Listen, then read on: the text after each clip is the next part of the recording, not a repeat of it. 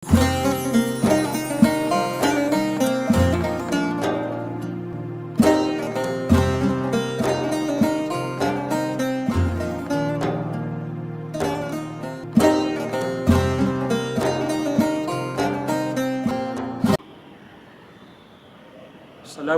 warahmatullahi wabarakatuh.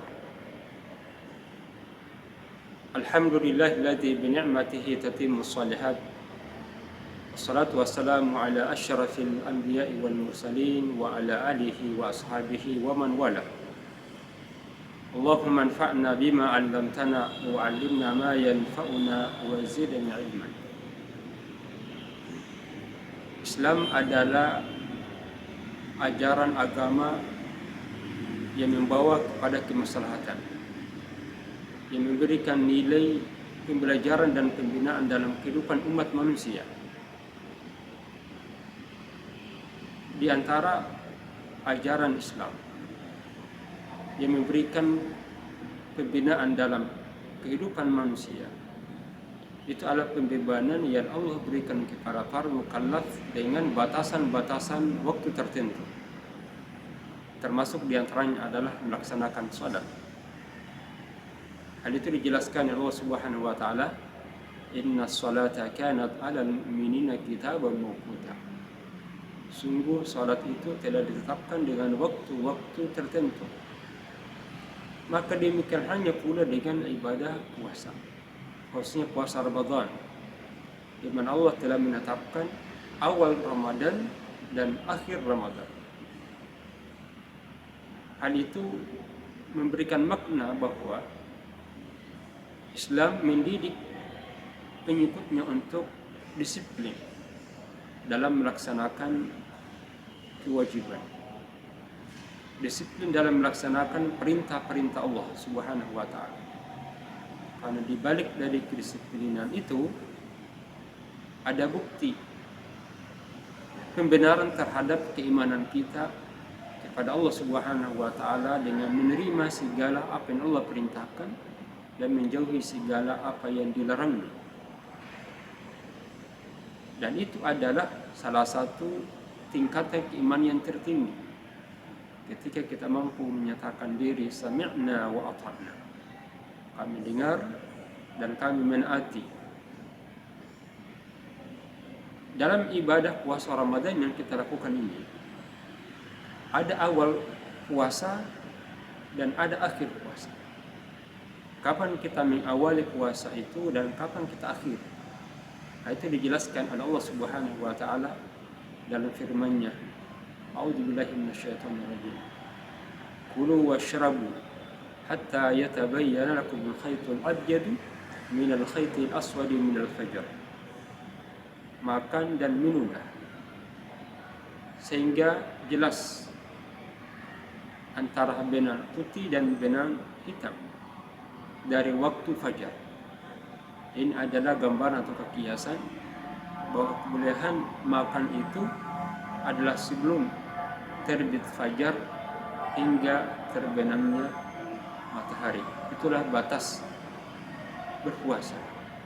Kapan kita mulai makan, kapan kita mulai bersahur, dan kapan berakhir dari para sahur itu dijelaskan dalam hadis Rasulullah SAW antara dua azan.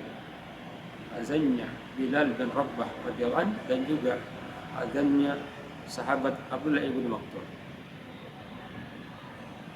Idza azana Bilal, jika sahabat Bilal mengumandangkan azan, fakulu, maka makanlah, hatta yu'adzin Abdullah ibn Maktum, sehingga sahabat Abdullah ibn Maktum mengumandangkan azan. Di mana sahabat Abdullah ibn Maktum ini tidak mengumandangkan azan hingga masuk waktu fajar.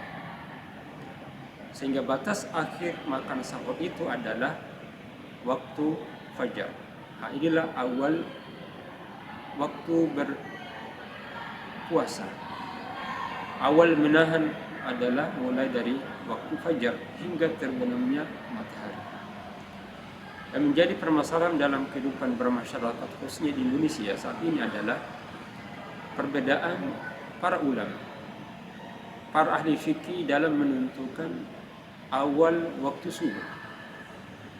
Hal itu didasari dari pemahaman Al-Quran dan hadis-hadis Rasulullah SAW tentang awal waktu subuh ataukah kapan waktu subuh itu tiba. Dalam penentuan waktu fajar ini dengan menggunakan ilmu pengetahuan itu memberikan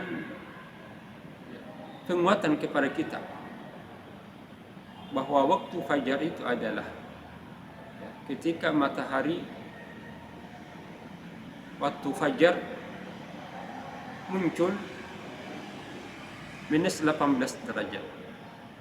Jadi minus 18 derajat memberikan makna bahwa 72 menit sebelum terbit matahari ufuk timur itulah waktu subuh ataukah waktu fajar. Karena berdasarkan ilmu falak pada waktu inilah jadi fajar itu tampak naik dan kelihatan menyebar di ufuk timur itu.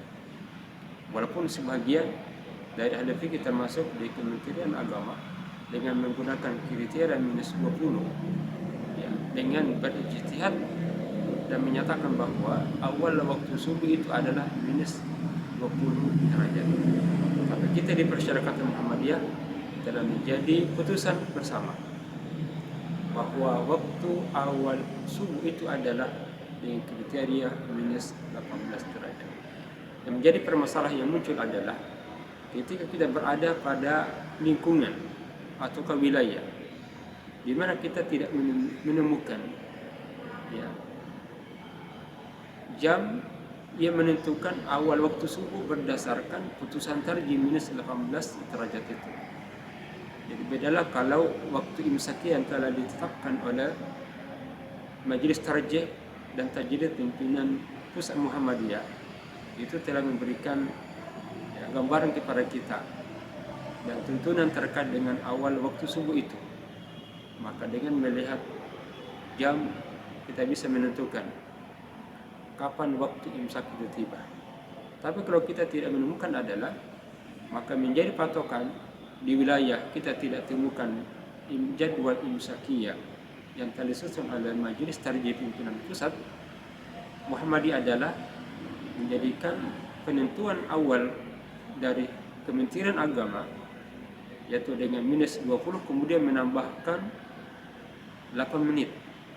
Jadi kalau masjid umum di mana berada di lokasi di mana kita berada, di mana mereka kebanyakan menerapkan kriteria minus 20 derajat adalah ya, maka kita tambahkan saja jadi suara kumandang azan di masjid di mana kita berada menambahkan 8 menit dan itulah awal waktu fajar yang merupakan akhir waktu bolehnya kita bersahur ya, untuk pelaksanaan sesuai dengan putusan tarjih Muhammadiyah. Pun kalau kita merasa tidak aman dengan jadwal azan yang ditetapkan oleh masjid di mana kita berada, karena sebenarnya bukan azan yang menjadi penentu, tetapi tepat waktu azannya itu yang menjadi penentu kita.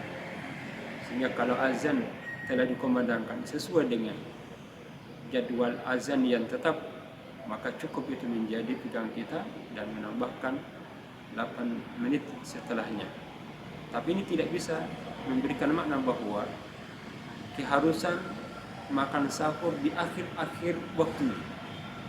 Ini memberikan makna dan penjelasan akan kebolehannya kita makan sahur ya setelah azan dikumandangkan menurut kriteria minus 20 dengan menambahkan 8 menit berdasarkan keputusan tarjih.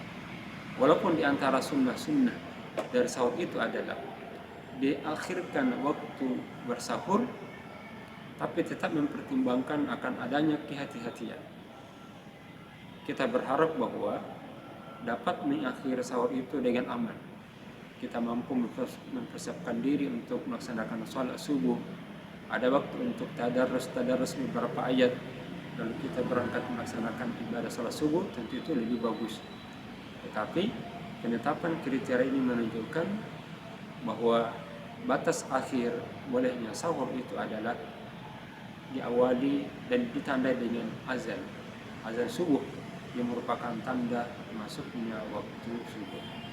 Semoga kita termasuk orang-orang yang dibimbing oleh Allah Subhanahu wa taala untuk mampu mengikuti segala apa yang Allah perintahkan dan menjauhi segala apa yang dilarang, sehingga terbina pribadi-pribadi disiplin yang merupakan bukti dan tanda bahwa kita taat kepada Allah dan Rasul-Nya yang merupakan cerminan keimanan. Assalamualaikum warahmatullahi wabarakatuh.